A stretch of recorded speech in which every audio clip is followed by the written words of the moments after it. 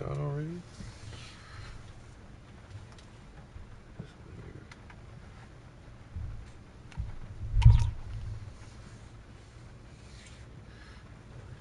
A little bit more in there.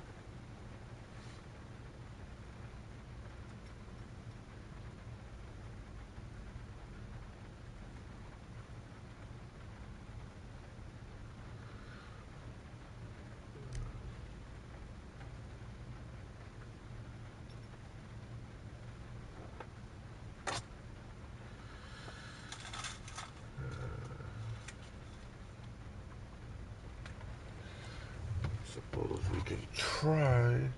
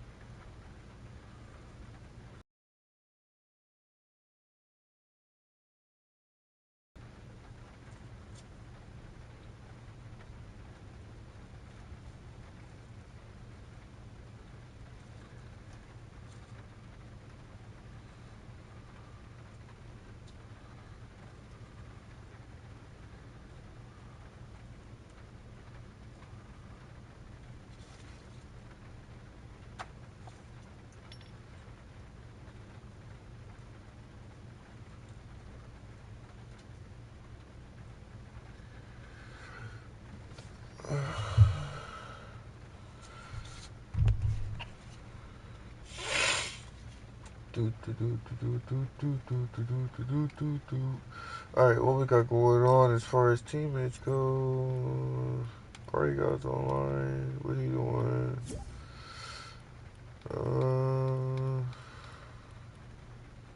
Nobody.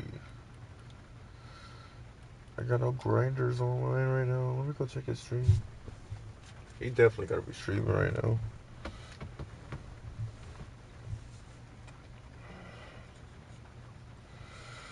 Orthopedic expert recommendation. Cervical traction pillow. Developed by more than 30 engineers. Each area has been professional to provide comfort for all sleeping positions. Support the neck and shoulder, relieve neck and shoulder pain, and sleep comfortably. I like this pillow very much. Can effectively alleviate the... Who got a token? Me, I do. Alright, get the dumping pump. See? Told you. He knows. Alright.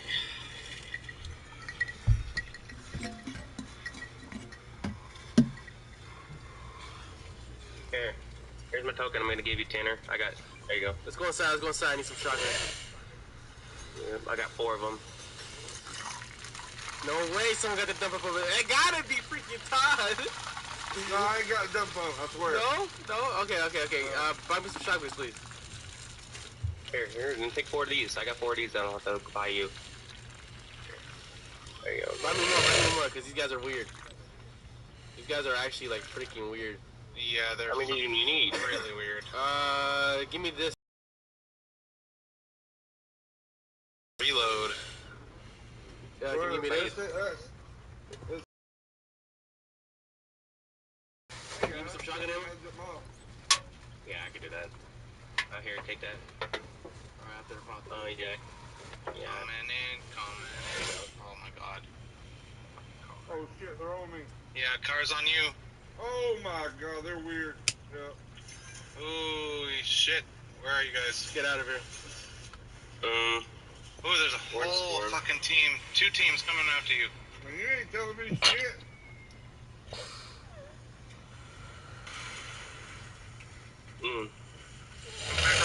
this way. Through the water. Oh my god. Clear over here. Dude. I'm gonna get gas now. Shit, I didn't stop moving my car. Yeah, they're all fucking right there. I got 27 again. You need a pickup, Saber? Yeah. Oh my god. What the hell? Jeez. Alright, Yo, I'm in. fuck ass, man. Fuck that. Chad, why do we have to pay money to play with Tanner to pay for his weapons in the game for him to yell us when we die? Huh? What? No, it's What? called communication. It's called communication, what? Yeah. Oh yeah. Sometimes I need freaking movement, man. It's weird here, bro. It's weird. They play Tanner, like take animals in here. Tanner, take this truck, Seriously. There should be some hills in here, I believe. Oh.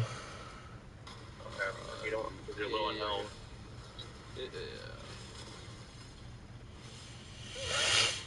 Yeah, somebody that chug real quick. Yeah, it's 50. That is true, Tanner. You call me trash. I never played with you before. Huh?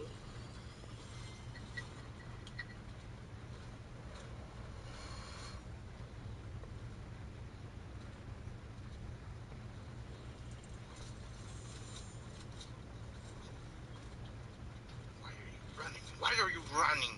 Don't run from me. Where are you going? Oh, a drill! Let's go. Don't mind if I do. I'll take that drill. Somebody keeps taking my damn kill. 91? 100? Dude, he's top notch, dude. He's one shot, bro. 93?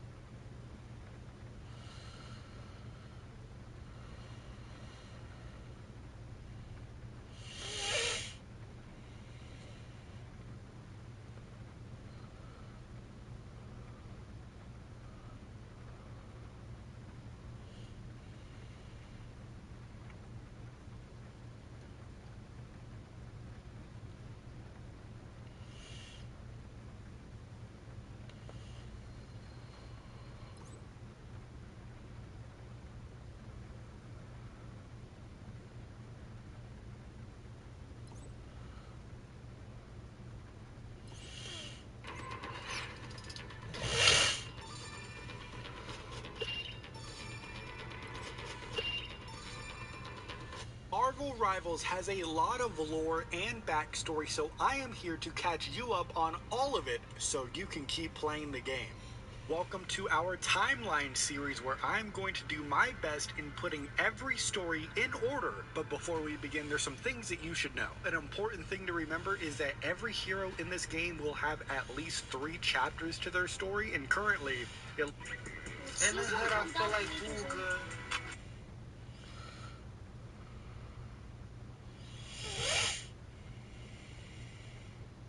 It looks like all chapters will take place before the events of the actual game, but that's not guaranteed. We don't know that for sure. I also mentioned the multiple chapters because right now, everyone except for Black Panther only has their Chapter 1 story available so far, meaning there are some gaps in time and parts of the stories that we don't know yet. So there will be multiple times in this timeline where storylines will have drastic changes. So I just want you to remember that all of the changes and developments will likely feel more natural later on once we get more stories. Next thing I want to bring up here is that I have summarized all of the stories to what I feel are the most significant points. This timeline here is in no way detailed or in-depth. If you want more details about a story, we have covered every hero story previously with those details, so go watch those if you're interested in that. Place across the multiverse and the previously mentioned missing stories. This timeline I've created is likely not 100% accurate, but that's not really my goal with this. My goal is to give you the story in a way that makes sense, while giving you a general understanding of where they may take place in relation to each other. There are certain characters I have grouped together either because they appear in each other's stories, or simply because they cover similar events that happen. I've really just formatted this in a way to where it feels more like a movie, and just like how Marvel Studios adapts the comics for the MCU, I am going to be taking creative liberties here to make this as accessible for everyone, because I cannot stress enough how dense all of this lore is. It's a lot as pop. Doctor Doom visits Doctor Strange's Sanctum Sanctorum, seeking forbidden knowledge to manipulate time itself. Doom requests access to the Darkhold, an evil magical book, and he wants it specifically for the vampiric verses, which he believes can help Doctor Doom bend time like Dracula once did. Doctor Strange, of course, refuses this, knowing the tact with dark magic. A battle of sorcery ensues, with Doctor Strange using powerful mystical attacks like the Crimson Thorns of Yggdrasil to restrain Doom. Knowing that he was beat, Doctor Doom surrenders. As Doctor Strange releases Doom, trusting his word that he has surrendered, and he will leave peacefully. But Doctor Doom vows that he will find one way or another to conquer time. And before departing, Doom warns Doctor Strange of an impending great evil that will engulf the city in darkness.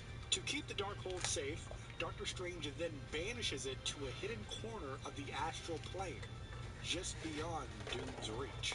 And months later, Doctor Strange senses a massive disturbance in time and space itself, seemingly originating from the nation of Latveria.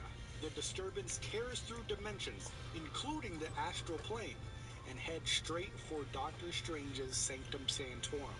Strange only has a moment to act, knowing this decision could determine the fate of countless universes. The god of the moon, Khonshu, abruptly summons Mark Spector, the Moon Knight, mid-battle, pulling him into the divine space for an urgent mission. But before they talk for too long, Doctor Doom arrives unexpectedly in this divine space. How did he get here? Khonshu nor Moon Knight know. But Doctor Doom is here seeking Khonshu's help in shrouding a city in eternal night to study the vampiric verses and manipulate time. Khonshu orders Moon Knight to get Doom out of this space, so Moon Knight battles Doctor Doom, but Doctor Doom overpowers him using the daggers of Dormammu, forcing Khonshu to intervene. Doctor Doom then reveals that the vampires originated from an ancient Darkhold curse, and he believes their magic holds the key to controlling time.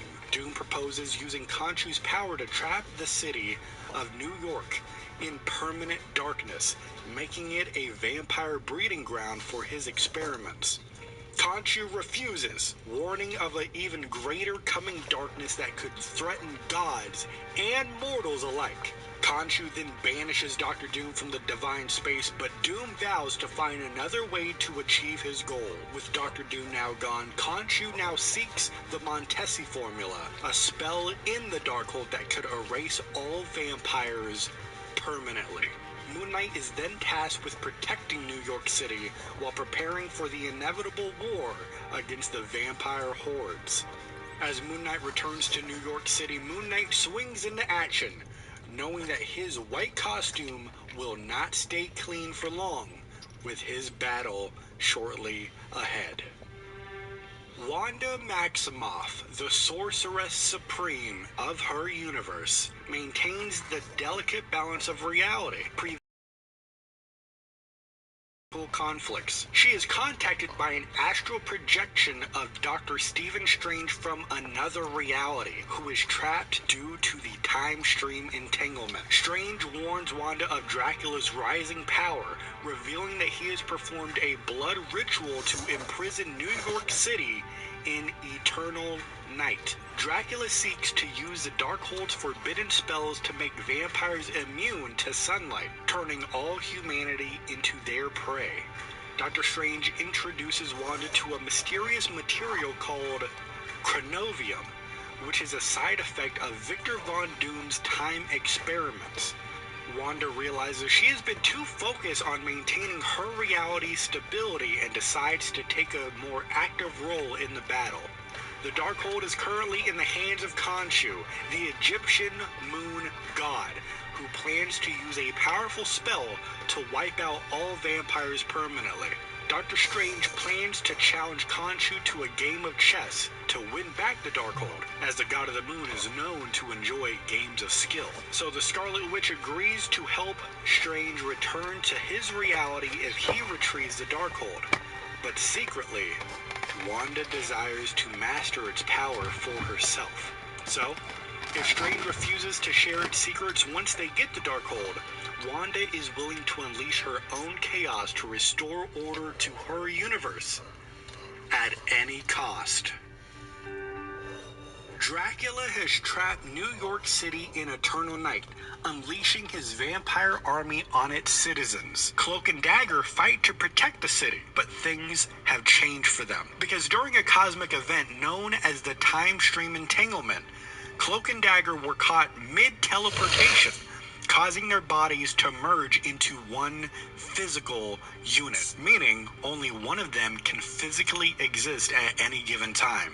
The Fantastic Four's Mr. Fantastic, Reed Richards, confirms their molecular fusion, as he explains that they are entangled at a subatomic level, allowing only one of them to manifest while the other remains simply a voice in their partner's head. Cloak notices Dagger becoming more ruthless as the time goes on, while he is growing more merciful, reversing their usual roles. Meanwhile, Reed Richards and the Iron Man, Tony Stark, argue over how to handle the vampire crisis in New York City. Reed Richards develops a prototype version of the Time Stream reintegration device that may restore Cloak and Dagger to separate bodies, but the process is risky and untested.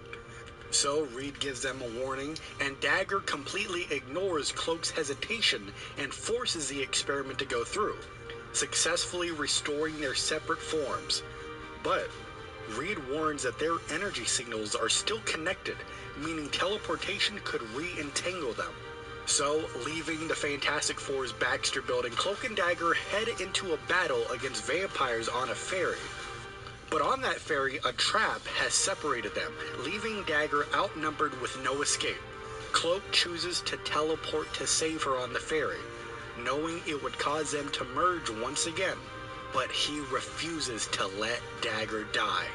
Cloak successfully rescues Dagger and the civilians on the ferry, but just as they feared, they are now re-entangled. Dagger is once again trapped inside Cloak, only able to communicate through his mind.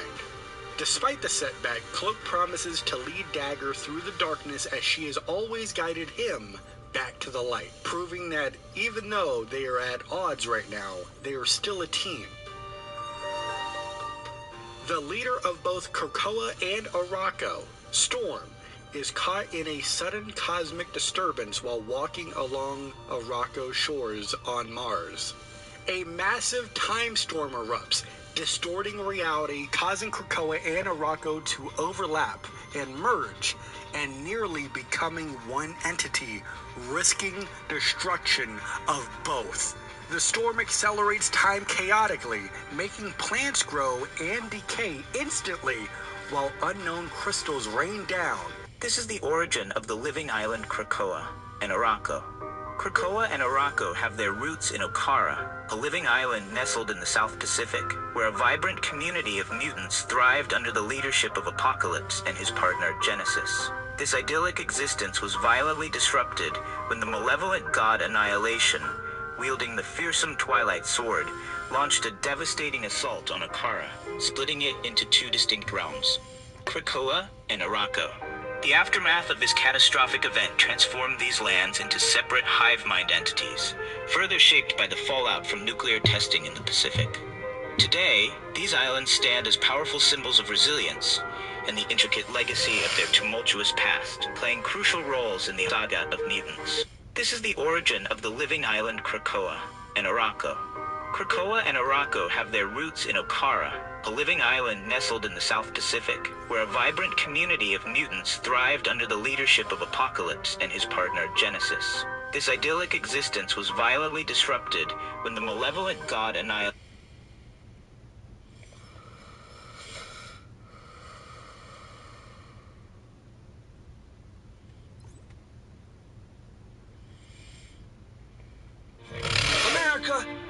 deserve a better burger. The Sonic Smasher. Get it for $1 this week only. This. So we just got out of the Krakoan age of the X-Men and Marvel Comics, and I think a lot of people are interested in it, but they don't really have the time to basically read through the whole thing, so I'm going to summarize it for you guys here using broad strokes. So the Krakoan age of the X-Men started because of a woman named Moira McTaggart. She was a mutant, and she had the ability to reset the timeline every time she died. What this meant was that at the end of her first life, she died of congestive heart failure, a natural, normal death. Then she was reborn into her second life, and she started realizing something was off because she remembered everything from the first. And the third life, when she died, she remembered everything from the first and second life. And so over the course of these 9 lives that she lived, she rapidly started to realize that there would always be a war between the humans and mutants of Earth. It was unavoidable, and mutants were always destroyed. So in one life, for example, she realizes that Bolivar Trask launches his Sentinels against the mutant population and wipes them all out. So in the next life, she tries to beat Trask to the punch. She warns the X-Men of what's going to happen, but they still lose. She allies herself with Magneto because of how powerful he is and how fanatical he is. This leads to the X-Men and the Avengers allying to destroy Magneto. And so when she's reborn into her 10th life, which is the current timeline in Marvel Comics, she decides to consolidate the mutant population away from the entirety of the human population. And this is what leads to Krakoa. She ends up basically meeting with Professor Xavier and Magneto, shows them the lives that she lived, and they come to see that what she's talking about is true. So when Krakoa was formed, the first thing that Xavier, Moira, and Magneto did is they hid Moira away and then faked her death. The reason being because if she were to die, it would reset the timeline. The second reason is actually a much, much darker reason that not even Xavier and Magneto know about, and I'll tell you about that once we get to the end of the video because it's absolutely mind-blowing. But once Krakoa is founded, Xavier and Magneto open the doors to the entirety of the mutant population across the world. Only mutants were allowed to live on Krakoa, which is a very important thing. I want you to keep that in the back of your head. And so what they do after that is they form what's called the Quiet Council, believing that if all these mutants are going to live on a single landmass, they all need to be governed in some capacity. The Quiet Council had 12 members, but the 3 chief members, the heads of the Quiet Council, were basically Magneto, Apocalypse, and Xavier. And so following that, they formed what was called the Resurrection Protocols. Basically, any mutant that dies can now be resurrected from the dead. And what they would do is they would constantly back up their brains to a computer. So when they were resurrected, they would remember everything up to the moment of their death. And this was done for a couple different reasons. The first was because Krakoa knew that over time that mutants would end up being killed, particularly the X-Men, right? They'd be sent on missions, they would be destroyed, they would have to find a way to bring them back. The second reason is because after the events of House of M, when the Scarlet Witch took away 98% of the mutant population's powers, what Krakoa ended up doing was establishing something called the Crucible, that these mutants who lost their powers after House of M could actually fight Apocalypse to the death. And as long as they fought in honorable combat, meaning they kept fighting until the moment they were killed, they would be resurrected with their powers. Now, there is an organization out there, or at least was, called Orchis. Orchis was basically a coming together of humans from across the world that had some kind of vendetta against the mutant population, and they just wanted to see the mutants destroyed. Orchis itself does not actually become a major threat until you get to the fall of X. The only real involvement that Krakoa had when it came to Orchis during the Krakoan Age was the assignment by Moira McTaggart to stop the Nimrod Sentinel from being developed, because Nimrod was so incredibly powerful. It could adapt to anybody's abilities, it could figure out what their weaknesses were and use those weaknesses against them. It was a one-man army. Having one is enough. Having an army of them would guarantee the destruction of the mutant population. The first major thing that happened when it came to the Krakoan Age was something called the Amenthi War. And it's actually the coolest part of the Krakoan Age. So the Amenthi War kicked off with a little bit of history that we weren't aware of before. And what we ended up learning is that thousands of years ago, Krakoa was not always Krakoa. Instead, it was part of a larger landmass called Okara. And what ended up happening is this dark goddess called Annihilation from a dimension known as Amenth cut a hole through reality and then invaded Earth. At that point, the only real force out there that could hold off Annihilation was Apocalypse, his wife Genesis, and the army of mutants they had at that point in time.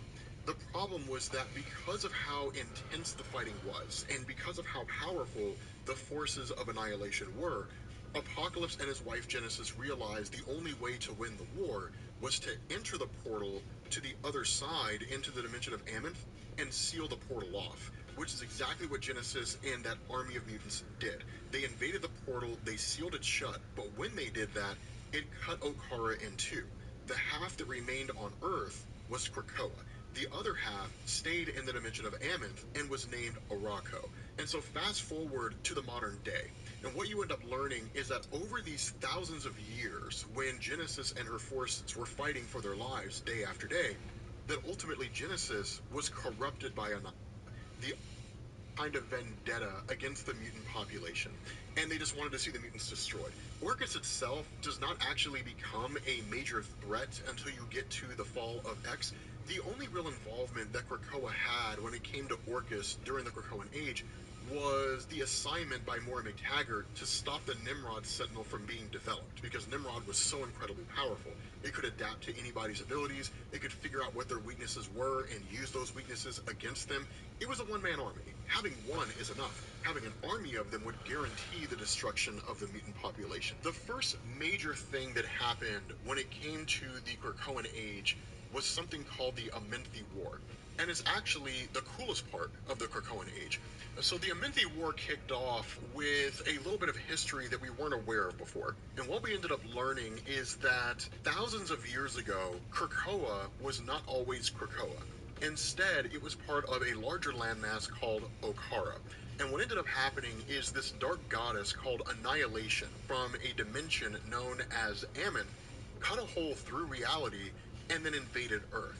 At that point, the only real force out there that could hold off Annihilation was Apocalypse, his wife Genesis, and the army of mutants they had at that point in time.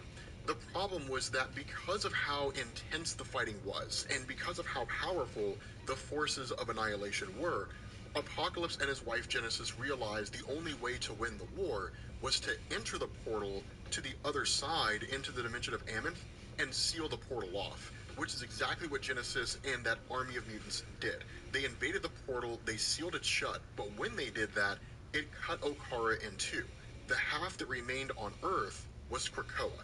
The other half stayed in the dimension of Amenth and was named Arakko. And so fast forward to the modern day, and what you end up learning is that over these thousands of years, when Genesis and her forces were fighting for their lives day after day, that ultimately Genesis was corrupted by Annihilation. When that happened, Genesis seized control of Annihilation's forces, and then along with the army of mutants that she already had at her disposal, invaded a...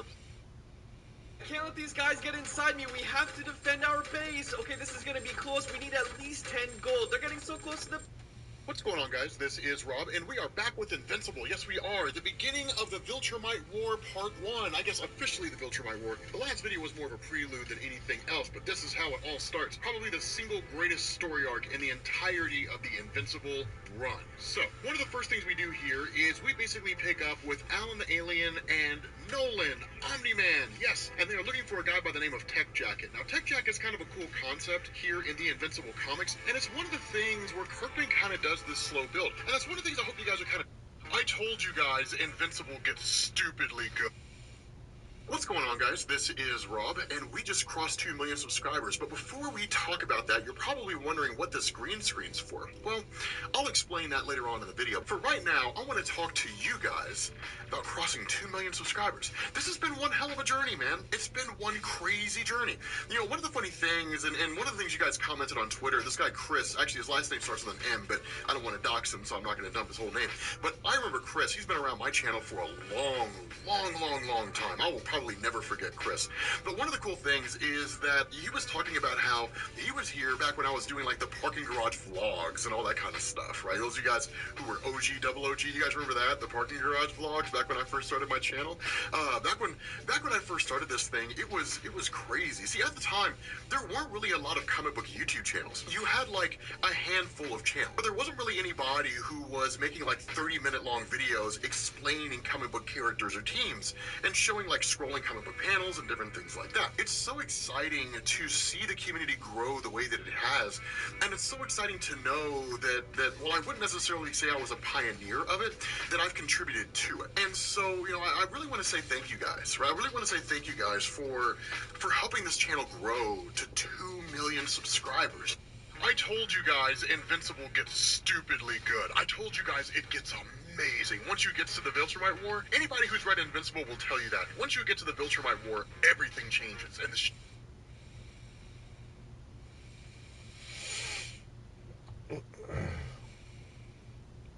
So these are all the comic books that are referenced throughout the Deadpool and Wolverine trailers. In the first trailer, we see Wolverine walking by what looks... What's going on, guys? This is Rob, and kind of continuing our preparation for Thor 4, which isn't going to come out for a long, long time. I don't know why we're doing these videos in preparation for Thor 4. We're explaining Gorr the God Butcher. Now, here's the caveat to this. There are 2 things to know. 1, Gorr the God Butcher does not have a lengthy history in Marvel Comics. And 2, we covered the entirety of the Gorr the God Butcher run. Now, Gorr's story in Marvel is one part, or really the beginning part, of a much larger run called the Jason Aaron run on Thor. For those of you guys who are unfamiliar with comics, and I know a lot of you guys who are watching this are probably familiar, bear with me here for a second. For those of you guys who are unfamiliar, you usually have entire runs of characters or teams for a particular writer. So when Jason Aaron took over Thor, he basically built a little bit on what had already been done, but by and large, it's a great starting point, right? Thor God of Thunder is where you're introduced to Gorr, and then just read forward from there. I consider Jason Aaron's Thor run to be the single greatest Thor run of all time, and so I would highly suggest that you read the whole thing if you decide to go with it. But because Gorr does not have a lengthy history, this video is not going to be overly long. So for Gorr himself, his first appearance came with Thor God of Thunder number 2 in 2012. And the way this worked is that Gorr was given to us as what is basically part of a superstitious tribe. That in reality, he and his people lived on a world that was never really given to us by name, but the idea was they would pray to their gods on a daily basis under the idea that the very harsh world that they lived on would grant them, you know, some kind of a lush jungle or resources or whatever it is that they needed to survive one day to the next. And that was really all his people could ever really hope for, just the ability to survive from one day to the next. Now, for the rest of his tribe, if there was any doubt that gods existed, they never voiced it, right? For the most part, they seemed to have this almost zealot belief that gods were definitively real, and they would continue to pray for them, and that if they didn't get any kind of nourishment, right, if it didn't rain, or they didn't come across a jungle or something like that, it's because, well, the gods are making us stronger so that we can survive for another day, and using whatever internal justification made sense so they could maintain their own belief system. Gorr was not that way. At least he was initially, but not later. Because of the harsh environment in which they lived, it was not uncommon to lose family members. And in Gorr's particular instance, he basically lost his wife and his kids, right? Now, it didn't happen all at once. It happened over time. A lot of them died due to starvation or due to thirst. His wife died in an earthquake. His oldest son died of starvation. And so by the time his oldest son, Agar, had died, he was just basically fed up. And he ultimately cursed the gods in front of his tribe. His whole philosophy was, if the gods were real, then we wouldn't be living in this kind of circumstance. And so his philosophy was that the gods inherently are evil, more or less. If gods are real, but these are the circumstance they're living in, and the gods can hear their prayers, then the gods don't care. And if that's not the case, then the gods aren't real. But regardless of the situation, as far as he was concerned, there are no gods, right? There's nobody out there looking out for us. But because of the religious fundamentalist nature of his tribe, they exiled him. Now, while he was exiled and kind of out doing his own thing, he ultimately came across a couple of different gods who had basically died in a fight. Now, one thing I want to clarify here, when the story was originally written in 2012, neither one of these gods were given names. They had simply just come crashing out of the sky and landed on the ground, and they were both basically dead after having fought each other. Now, this changed in Donny Cates' run on Venom, and that's something else to understand for a lot of you guys who are new. A writer might introduce a thing and then do nothing with it, right? Like just some small little throwaway thing. And then another writer might look at that and say, I can use that. In this instance, the god that was kind of clad in black basically turned out to be Null, as it was established by Donny Cates much later on. Now, for those of you guys who don't know who Null is a really, really fascinating character. He's basically the being that's responsible for the creation of the Living Abyss, which is where, like, the Venom symbiote, the Carnage symbiote, all those things kind of originate from. Technically, Carnage is the offspring of Venom, but they're all more or less part of the same race. A lot of that's built on some of the work with regards to Planet of the Symbiotes that was done by Brian Michael Bendis during his Guardians of the Galaxy run. So it was one of those things where it's just kind of been built on over the years in different forms or fashions. Coming to the realization that gods were real, ultimately, Gore ended up shunning the gods because he kind of came to this realization that his argument that the gods were real, but they didn't care about anybody, was true. And so ultimately he became vengeful. And so in doing this, he essentially seized what was called the All-Black Necrosword. Essentially, not really a source of Null's power, but a portion of Null's power. It basically granted him powers and then boosted the powers that it gave him, and then he kind of went forward across the universe, killing virtually every god he could find. Now, the reality is we weren't really given an actual time frame when that happened with Gore. All we knew was that he had kind of gone on this quest for seemingly thousands of years, right? So it seemed to have happened thousands of years before the modern day on Earth. But during the 9th century, he showed up on Earth as part of his campaign to kill gods, and then killed a handful of gods from the United, or at least what would become the United States, from essentially North America.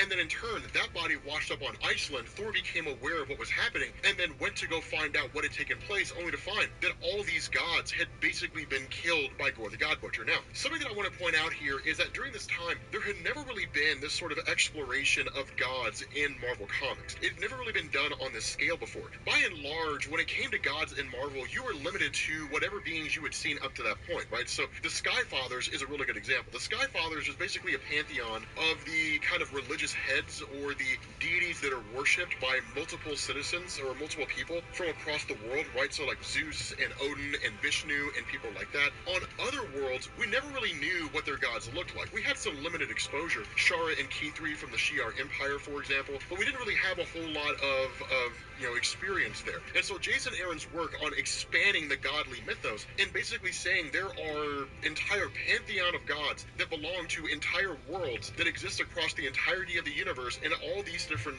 galaxies, it's huge. It's wildly complex. And so it was kind of a big deal in terms of this expansion. But with Thor becoming aware of what Gore had done, that Thor in turn faced off with Gore seemingly for the very first time and was absolutely crushed, right? Was absolutely just destroyed by this guy to the point that Thor was almost killed. Now, a couple things to know. The way that Jason Aaron did this, he played it fast and loose with what Gore was really capable of, because at this point in time, Thor had not quite gained the ability to wield his hammer Mjolnir. He was still considered to be unworthy, so all he had was his battle axe. And so it was kind of left, at least this little bit of a story was left on the possibility that if Thor and Gore ever face off against each other in the future, that Thor would ultimately win. Now, the other part of that is it was kind of left off with Thor having cut off the arm of Gore and then believing he had killed him. But as the reader, it was kind of left to us to, really Jason Aaron telling us, like, Gore's obviously not dead, right? It was kind of how it was stated. So over the course of the remainder of the run, what you ended up seeing was Gore returning yet again,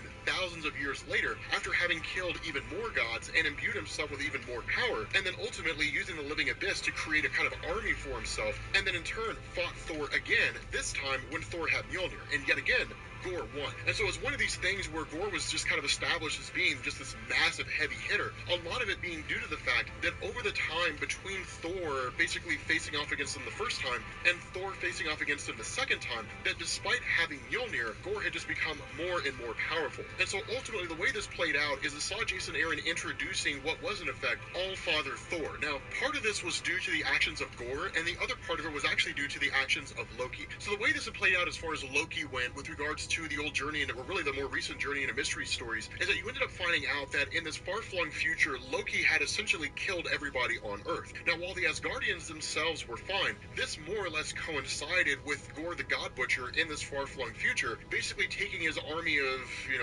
Living Abyss minions, more or less, and descending onto Asgard. And so those Asgardians who were not killed were captured and forced into the service of Gore, whose intention we'll talk about here in a second. And basically what it meant meant was that All-Father Thor was basically the only Asgardian that was left. He was ultimately captured and then forced into the subservience of Gorr, but really more just kind of taunted with the fact that all the Asgardians had been killed by Gorr, and Gorr's own kind of grim satisfaction in knowing that he had essentially won. Now, in terms of what Gorr's motivation was, because of the fact that going across the universe and killing virtually every god he could find was a lengthy process, he had the age to do it. The problem with this is that one of the things that had happened over the course of the Thor God of Thunder story is that there were god refugees, which is to say, those individuals who had heard what Gorr was doing and then basically went into hiding. And this ultimately meant that Gorr could not satisfy his ultimate goal, to kill every single god across the universe throughout all space and time. And so what he ended up doing was basically working to construct something called the God Bomb. And the whole idea behind this is he would detonate it in the time stream, and the explosion would emanate outward from whatever point in time it detonated, and essentially kill every god across the entirety of the universe's history, regardless of where they were hiding. Nice to be on vacation with you. Yeah, me and you. Even though we ended up as counselors at the most dangerous summer camp on Earth. It's gonna be great.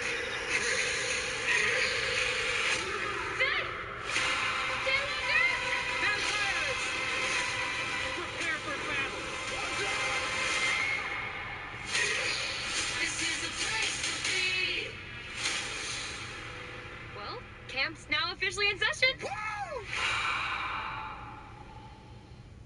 She was the girl of my dreams, and I couldn't believe it.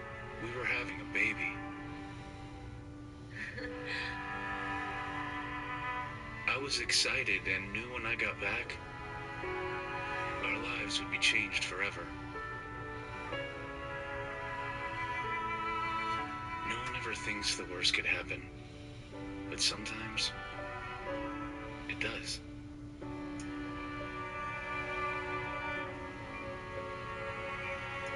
It took being wounded to realize I wasn't taking care of what matters most to me in this world. But now, I got a second chance to put the right things in place for those I love. And I can sleep at night knowing if something happens to me, they'll be okay.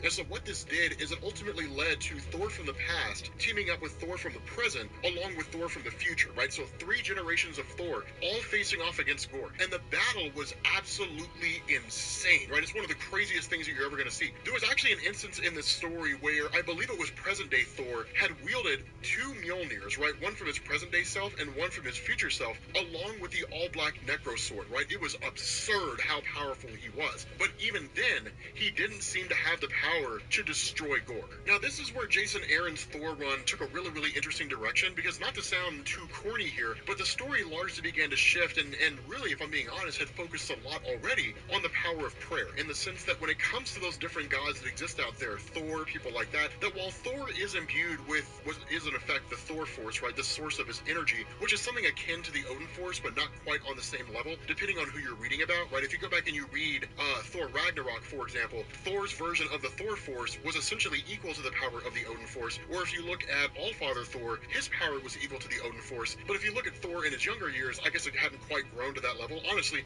Marvel's exceedingly murky about it. But despite all of that, a portion of Thor's power actually comes from those who believe in him, right? Who actually pray to him. And that's one of the things that Jason Aaron had really hit on that hadn't quite been explored before. You assume that half of his power came from his father Odin, and the other half came from his mother Gaia, who was basically the sentience of Earth, although recently, I believe Marvel's changed that and actually said that his biological mom is really the Phoenix Force, which is kind of a weird change of things. But regardless, the important thing here is that the various gods that exist across the universe only really have the power they have because people believe in them and because people worship them. The antithesis to this is that if people stop believing in gods and stop worshiping gods, then in turn, gods will lose their power. And that was really where the crux of Gorr, the God Butcher's role came into play, in the sense that his desire was not to kill innocent believers, right? That was never really his goal. His vengeance was against the gods. Now, he did believe in collateral damage, right? So if some believers run up on him trying to kill him because he's trying to kill one of their gods, well then,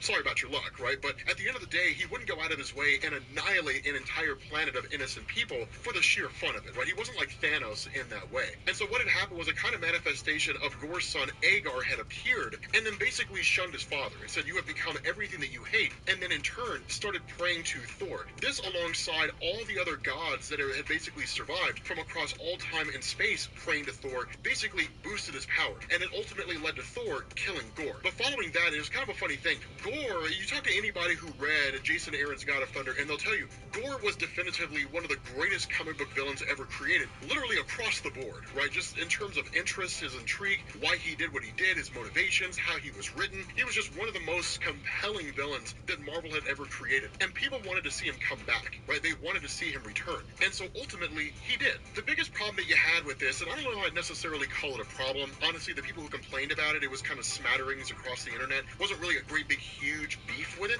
But the entirety of Gorr's return and the motivation and really what he did seemed to kind of betray the motivation of his character initially, right? In the sense that all Gorr wanted to do was kill gods. With Gorr's return, a couple things had happened since then. The first was that with Loki having eradicated all life on Earth, that life had basically been in the process of returning due to the power of All-Father Thor. It was all the way to the point where you actually had citizens on Earth, right? People on Earth who were living their lives. Nowhere near advanced as modern society. It was pretty advanced, right? So let's say humanity 20,000 years ago. But that's basically what you saw living in the world. People who kind of believed in Thor and all that kind of good stuff. The other part of this is that Loki, in this far-flung future, had managed to get his hands on the all-black Necrosword. And the goal was to use it to basically kill All-Father Thor. The biggest issue with this is that Gorr's consciousness had existed within the sword. And so when Loki had seized it, he had also resurrected Gorr. Gorr basically impaled Loki, seemingly killing him, and then in turn went to go fight All-Father Thor. So unlike the original Gorr the God Butcher story, you didn't see Thors from 3 different eras facing off against Gorr. Instead, it was just All-Father Thor in the future. But where things shifted up is that the fight moved away from being what was really more of like a glorified bare-knuckle battle, and in turn, it turned into like this massive conflict. Now, a lot of this was due to the fact that All-Father Thor had possessed such an immense level of power at that point in time, literally the ability to essentially create life, and then at the same time, Gorr had to become something equally as powerful, which he had essentially become. Now, a lot of that seemed to be predicated on what was going on with regards to Null the symbiote god and Donny Cates' Venom, the fact that Null was so incredibly powerful that anybody who wielded the all-black Necrosword had to essentially be equally powerful, otherwise the inconsistency would be too big to ignore. And so that basically led to Gorr eventually kind of facing off against Thor and actually laying waste to entire star systems. And then it actually got to a point where Gorr himself had imbued himself with the power of the all-black Necrosword in its entirety, and then quite literally recreated all of existence to the point that he was a full-on universe, and it actually almost managed to kill All-Father Thor. Now, the funny thing about this is that this battle between All-Father Thor and Gorr was basically the very tail end of Jason Aaron's run. It was the last story arc he wrote before he put down the pen and just kind of said, okay, I'm done writing Thor now. The result of this is that All-Father Thor defeating Gorr actually came at the power of the hands of the God Tempest. Now, the God Tempest was Jason Aaron's way of explaining why it is that Thor had lost the ability to wield his hammer. The reality is that had taken place during a story called Original Sin, and you basically had Nick Fury who had whispered something to Thor, and we didn't find out what it was for years, right? But Thor essentially became unworthy. The reality, and as far as I understand it, Jason Aaron had actually wanted to write that, but because Marvel was going into Secret Wars in 2015, there simply wasn't any time for it, right? Either that or Jason Aaron was just playing the long game. Depending on who you talk to, myself included, Jason Aaron waited too long, and so the interest and the intrigue had built up to such a point that no answer he gave would be a good answer. Co-pilot, analyze this budget report and tell me what questions we should expect on our call. Todd's $12,000 steakhouse dinner? Things that make you go.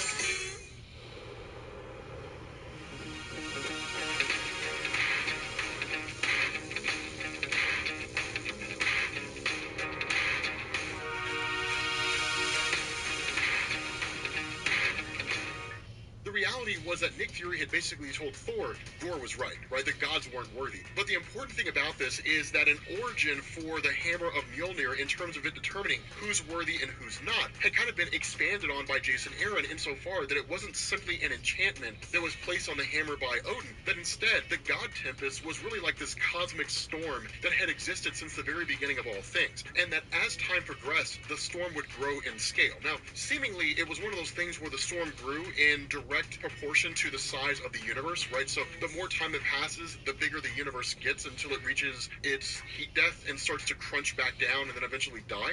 And so until that point, the storm would just continue to grow and grow and grow. Eventually, Odin harnessed the power of the storm and then confined it inside of Mjolnir. And so more or less, the hammer decides who's worthy, not necessarily the enchantment of Odin. The enchantment seems to be a complement to it, but at the end of the day, the decision ultimately rests with the hammer itself in terms of the god Tempest operating inside the hammer and having really a mind of its own. And so that was kind of the explanation that was kind of bookended into why it is that Thor lost the ability to wield his hammer, and then the title passed on to Jane Foster, who became the new Thor, and then Thor just kind of went back to being Odin's son, which seemed to piss off a lot of people. Honestly, I thought their anger was kind of silly, but the important thing here is that the god Tempest was literally cosmic power that was virtually just unbridled energy. And so during this final battle with Gorr, what had happened was that Allfather Thor had essentially unleashed the god Tempest, which was basically the power of a universe. And so it ultimately overwhelmed Gorr, and then Gorr was finally dead, right? Gorr was completely and totally dead and obliterated. Now, whether or not Gorr will come back, we don't fully know. In reality, Gorr seems to be the baby of Jason Aaron, right? That Gorr is one of these characters where he was created and killed by Jason Aaron. Somebody may bring him back at a future point in time. Honestly, I wouldn't really expect it to. Gorr's interesting enough, but the reality is if anybody came back and resurrected Gorr, I don't think fan reception would be as high to that as it was when Gorr originally appeared. Because it's one of these things, I mean, I highly suggest you guys watch the video that I did. The appearance of Gorr in Marvel was just amazing, right? It was like the original story arc, right? Like Thor God of Thunder, like the whole God Butcher story was just fantastic. That whole run was the stuff of legend, right? It's one of the greatest Thor comic book stories ever told, ever, right? It's phenomenal the way that it was handled. And so because it was done so well, as comic book fans, we tend to look on it with nostalgia glasses. And so any other depiction of Gorr that we'll see, especially when you see him in the MCU, it's going to be compared to that comic book story arc. And people will decide whether or not they like it based on comparing it to that comic book story arc, right? So it's one of these little interesting things that kind of goes on with fandoms, right? I mean, I'm guilty of this travesty. I wish I wasn't. I wish I wasn't guilty of that. It's one of the things that I don't like about myself, being a comic book fan, but it's kind of hard to separate myself from that after so long. So with that being said, guys, this is basically the history or the comic book explanation of Gorr. Again, not a whole lot to go on here, right? This guy had only been around for a couple of years, had appeared in probably about 20 or 30 comic book issues, if that, and then was ultimately removed from the landscape. So with that being said, guys, we're going to bring this video to an end. Thank you guys for watching, and I will catch you all later. Peace.